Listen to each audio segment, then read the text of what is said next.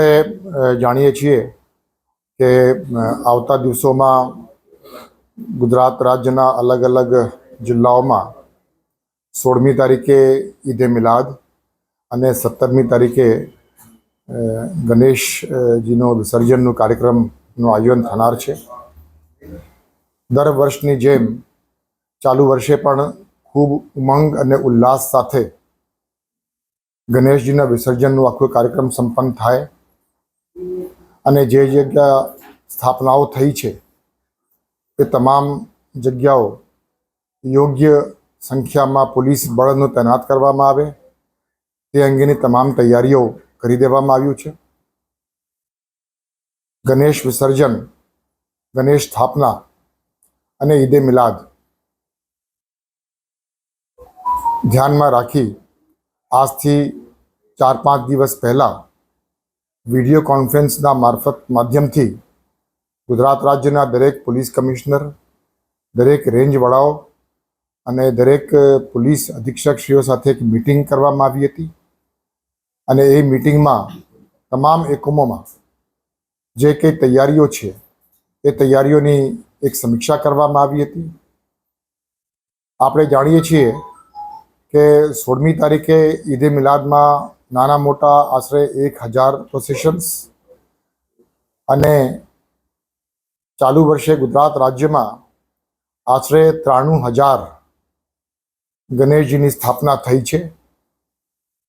17મી તારીખે આ 93,000 પૈકી 73,000 ગણેશજીની વિસર્જન 17મી તારીખે થનાર છે.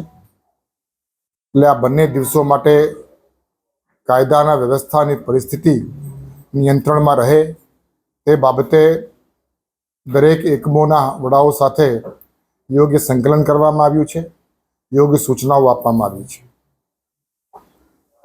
અને આપણે સંપૂર્ણ તૈયારી છે. આપણે જાણીએ છીએ કે છેલ્લા 2 દિવસમાં 2 જગ્યાઓ બનાવ બન્યા છે. ખેડા જિલ્લાના કઠલાલ ગામે અને ગઈકાલે રાતના સુરત શહેરમાં. બંને જગ્યાએ સ્થાનિક પોલીસ તરફથી ખૂબ ત્વરિત કાર્યવાહી અને ખૂબ અસરકારક કાર્યવાહી કરવામાં આવી છે. જ્યાં સુધી આપણે સુરત શહેરની વાત કરીએ કે જ્યાં ગઈકાલે એક બનાવ બન્યો હતો પથ્થરમારાનો, એમાં 2-3 વાત ખૂબ સ્પષ્ટ રીતે કહી દેવા માંગુ છું. એક તો કે અગાઉ મેં વાત કરી કે બનાવ બન્યાની તુરત જ સિનિયર અધિકારીઓ, પોલીસ કમિશનરથી માંડીને તમામ સુરત શહેરના અધિકારીઓ અને કર્મચારીઓ ઘટના સ્થળે તુરત જ પહોંચી ગયા હતા અને ત્યાં પહોંચ્યા પછી આખી જે ઘટનાક્રમ હતી એ સમજીને યોગ્ય કાર્યવાહી કરવા માટેની ત્વરિત કાર્યવાહી ચાલુ કરવામાં આવી છે અને ખૂબ અસરકારક રીતે સુરત શહેર પોલીસ દ્વારા એ કાર્યવાહી થઈ છે. અમારી માહિતી મુજબ અત્યાર સુધી સુરત શહેરના આ ઘટનાક્રમમાં 6 બાળકો હતા જુવેનાઇલ. એ લોકોની વિરુદ્ધમાં પણ કાયદાની દૃષ્ટિએ જે કંઈ કાર્યવાહી કરવાની થતી હોય છે જુવેનાઇલ્સની વિરુદ્ધમાં એ કાર્યવાહી પણ થઈ રહી છે.